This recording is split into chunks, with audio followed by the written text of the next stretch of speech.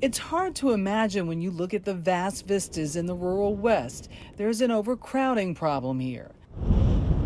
But there is a problem, and it's big. On tribal lands, even here, social distancing can be hard to do. I know some of the affected houses out here in Eastern, there's like 13, 14 people that live in that house. So, of course, they're going to get infected. So, Terry Roberts is purchasing manager on the Wind River Reservation in Wyoming, home to the Eastern Shoshone and the Northern Arapaho tribes. housing is limited out here. It took me 6 or 7 years to get to my place. So, and that's after bouncing around from from cousin's house to cousin's house. As Native Americans, we have our sweat lodges that people go into. We do our prayer ceremonies. Zena Aragon has 7 family members living at her house. There's a lot of families that are having to live together just for the necessity of paying bills and car payments. The overcrowded home situation is at least 16 times the national average. Kevin Alice, CEO of the National Congress of American Indians, says federal funding for housing has been frozen for decades, a violation of old treaties, and now feared as an agent to aid the spread of the virus. It's a tinderbox for this COVID-19 situation. We're getting word that the Navajo Nation in southern Utah and northern Arizona is especially hard hit. Navajo Nation is in the land base is enormous and covers several states.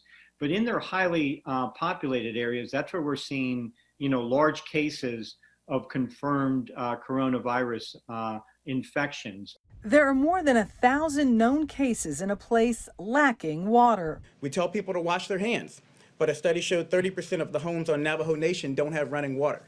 So how are they going to do that? $10 billion in federal relief money has been set aside for direct funding to tribes and federal Indian programs. But right now, there's a battle brewing over how the federal government should distribute the money, with Indian groups preparing to take the battle to court. We're worried that the money won't get right to the tribes. But time is of the essence. How dire is the situation in Indian country?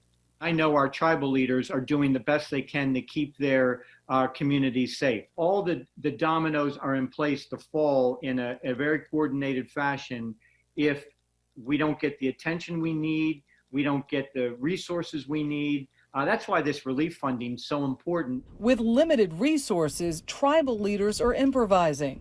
The Navajos have instituted strict curfews, requiring people to stay home or face arrest. To keep outsiders out, at an entrance to the Pine Ridge Reservation in South Dakota, we found the Ogallala Sioux tribe's Roadblock, one of 9 around the 2 million acre reservation that has the dubious distinction of being the poorest place in America. All across the state, they need to be trying to test as many people as they can so they know who has it and who doesn't have it. At Wind River, Dr. Paul Ebert's team has ramped up testing at a higher rate than the entire state of Wyoming. But they face another kind of roadblock. Not everyone has a phone. Carload of 6 people come in who need to be tested for possible exposure, but none of them have